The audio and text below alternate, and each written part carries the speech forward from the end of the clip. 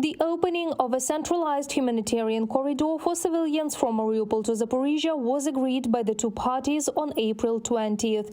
Women, children and the elderly were supposed to use it. In total, there was a plan to evacuate up to 6,000 people, said the mayor of Mariupol, Vadim Boychenko, on the air of Ukrainian radio. He mentioned 3 gathering points and encouraged people to take advantage of this opportunity.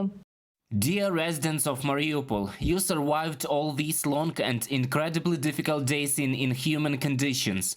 You were in information vacuum, without access to any information. You may have heard different things, but I want you to know the main thing. They are waiting for you in Zaporizhia. It's safe there.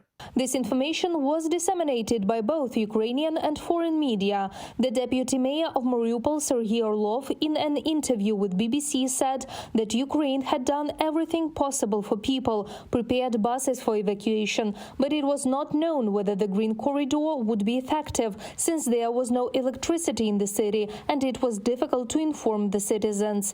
Under Secretary of State for Political Affairs Victoria Nuland, in an interview with CNN, said that U.S. allies in NATO could also be involved in the exit of the civilian population from Mariupol, although she did not specify how exactly the alliance could be involved.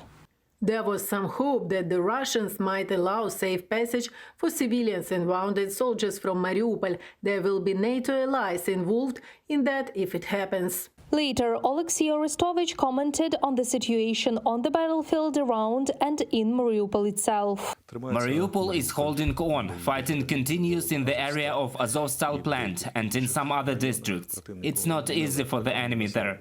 These are huge losses.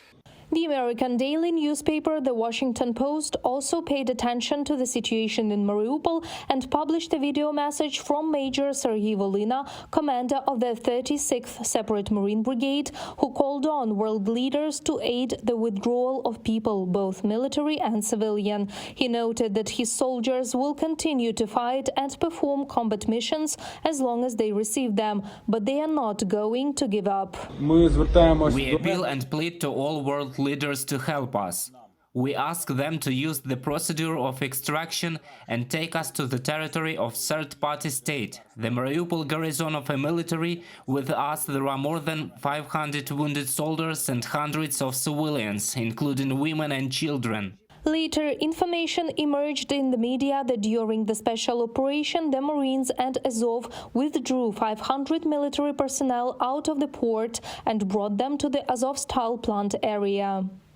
Meanwhile, people who have escaped from hell continue to tell their stories to the media.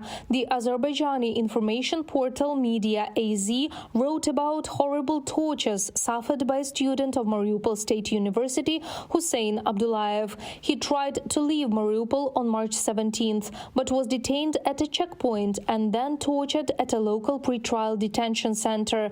He spent 25 days in captivity. On April 12th, after lengthy negotiations and the efforts of Azerbaijani friends living in Ukraine, the man was rescued. He said that he was tortured every day, even on his birthday. Electric shock torture usually lasted 20-30 minutes, and the beating an hour. Torture was repeated 3 times a day. Sometimes I lost consciousness, then I was doused with cold water and continued to be tortured. In the evening of April 20th, it became clear that the attempt to evacuate people as planned failed. The humanitarian corridor from Mariupol did not work, said Deputy Prime Minister, Minister for Reintegration of the Temporarily Occupied Territories of Ukraine, Irina Vereshchuk.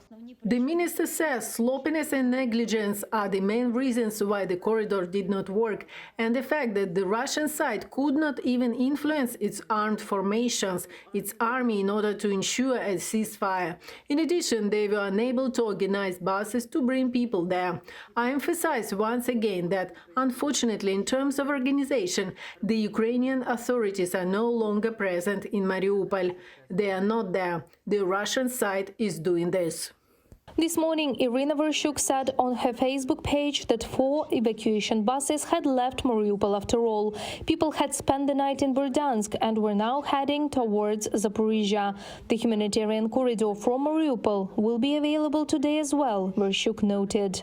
Reported by Marina Stepanenko, Natalia Belokudra, Evgeny Karmazin, UATV News.